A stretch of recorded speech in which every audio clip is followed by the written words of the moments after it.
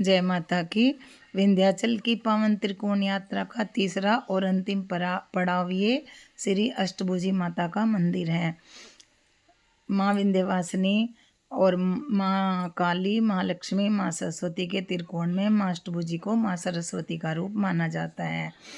माँ अष्टभुजी के मंदिर में जाने के लिए कम से कम 1 किलोमीटर पैदल चलना पड़ता है। रिक्शा ऑटो वाले बाहर ही उतार देते हैं और फिर कम से कम 100 सीढ़ियाँ तो चढ़नी पड़ती होंगी। बाकी बड़ी बड़ी सीढ़ियाँ हैं, चौड़ी चौड़ी हैं, ज़्यादा थकता नहीं है इंसान। माँ अष्टभुजी के प्रकट होने की कथा कृष्ण के जन्म से जुड़ी हुई है। बताते हैं कि जब द्वापर युग में भगवान कृष्ण का जन्म कारागार में हुआ तो उसी समय गोकुल में यशोदा माता के गर्भ से योगमाया का जन्म हुआ था। वासुदेव जी ने कृष्ण को यशोदा के पास छोड़कर योगमाया को कंस की जेल में ले आए थे। देखिए ये मंदिर है यहाँ पर, और बहुत छोटी सी गुफा है जिसमें हम झुककर जाएंगे। माँ अष्टभुजा की उनका द्वार है। तो जब कंस ने उस कन्या को मारने के लिए पत्थर पर पटकना चाहा, वह उनके हाथों से छूटकर आकाश में उड़ गई थी। एक तो वो वहाँ बस गई विंध्यवासिनी के उसमें, और आकाश में जाकर देवी ने अपने आप को 8 भुजाओं वाला बना लिया था और उसे चेतावनी दी थी कि तुझे मारने वाला तो पैदा हो गया है। और फिर ये इस पर्वत की चोटी पर आकर सरस्वती के रूप में अष्टभुजी माता के नाम से विराजमान हो गई थी। यह मंदिर विंध्य पर्वत की सबसे ऊंची चोटी पर स्थित है। माँ विंध्यवासिनी के मुख्य मंदिर से इसकी दूरी लगभग 5-6 किलोमीटर है। काली खो से यह लगभग 2-3 किलोमीटर की दूरी पर है। आप यहाँ भी ऑटो या रिक्शा से जा सकते हैं, मैंने अभी बताया था, या गाड़ी भी कर सकते हैं, आपकी मर्जी है। माँ अष्टभुजी का विग्रह एक बहुत पतली सी गुफा के भीतर है। भक्तों को झुककर गुफा में प्रवेश करना पड़ता है। बहुत ही रोमांचक और आध्यात्मिक अनुभव होता है। पूरे झुक जाते हैं, हम भी पूरे झुक गए। बिल्कुल छोटी सी गुफा है, जितना एक इंसान घुटनों से थोड़ा सा ऊपर होता है, इतनी छोटी सी गुफा है, पतली सी। उसी में झुककर जाना होता है और वहाँ जाकर माता को प्रसाद चढ़ता है। और ये देखिए, और माता को, ये बिल्कुल पतली सी गुफा है, कैसे झुक झुक कर सब आ रहे हैं। और वो रही सामने माता की मूर्ति।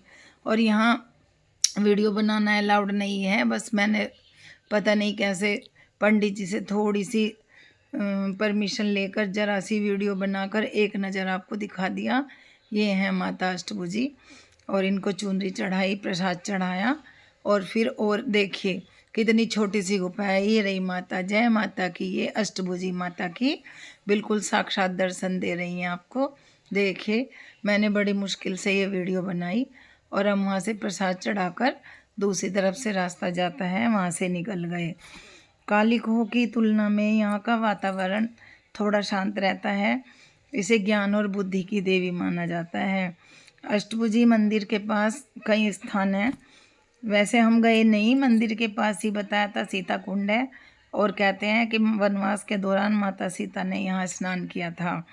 एक पातालपुरी है अष्टभुजी के पास ही एक और प्राचीन गुफा है जिसे पातालपुरी कहा जाता है, जहाँ कई देवी देवताओं की प्राचीन मूर्ति है। एक यहाँ गेरवा तालाब है जिसका धार्मिक महत्व बहुत अधिक है, और पूजा के हिसाब से विद्यार्थी और कला के जुड़े लोग माँ अष्टभुजी के दर्शन विशेष रूप से करने चाहिए, क्योंकि वे सरस्वती देवी हैं। जब भक्त माँ विंध्यवासिनी और काली के बाद माँ अष्टभुजी के दर्शन कर लेते हैं, तभी उनकी विंध्याचल की यात्रा सफल मानी जाती है। बहुत से लोग तो बस विंध्यवासिनी के दर्शन करके चले जाते हैं।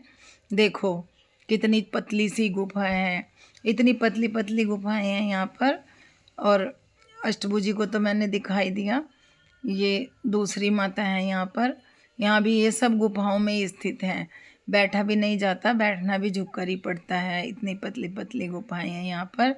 दिया नहीं जलाने देते यहाँ, बोलते हैं कि बाहर जाकर जलाओ। ये देखिए, ये काल भैरव का मंदिर है जहाँ मेरे पतिदेव ने अभी प्रसाद चढ़ाया था। ये देखिए, ये काल भैरव जी का मंदिर है।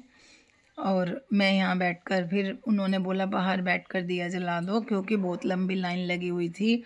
बाज़ार है कम से कम 1 किलोमीटर तक। प्रसाद और माला वगैरह छोटी छोटी चीज़ों की दुकानें लगी रहती हैं। और जो 100 सीढ़ियाँ मैंने बताई चढ़नी पड़ती हैं, उन 100 सीढ़ियों के आजू बाजू दोनों तरफ दुकानें ही सजी रहती हैं। मन लगता है बहुत, बैठने का भी मन करता है। थोड़ी देर हम यहाँ सीढ़ियों पर बैठे, लेकिन तभी ऑटो रिक्शा वाले का फ़ोन आ गया कि चलो बहुत देर हो रही है, क्योंकि उनको तो और भी सवारी लेनी होती है ना। और पंडित का हाल तो आपको पता ही है, पंडित जी तो कहीं भी चले जाओ, हर जगह यहाँ चढ़ा दो वहाँ चढ़ा दो, पंडित जी तो किसी को भी नहीं बख्शते। देखिए ये भी माता की मूर्ति है। वो वैसे तो वो गुफा वाली है जो मैंने आपको दिखाई, पर ये इन्होंने बाहर भी बनाई हुई है। अब हम आ गए अपने होटल और अब हम चलेंगे प्रयागराज के लिए। बस अब यहाँ से रेडी होकर सामान उठाकर हम अपना प्रयागराज चले जाएंगे। और अब मैं आगे आपको प्रयागराज की दिखाऊंगी, प्रयागराज में हमने क्या क्या देखा। ये देखिए आप, यहाँ था हमारा होटल।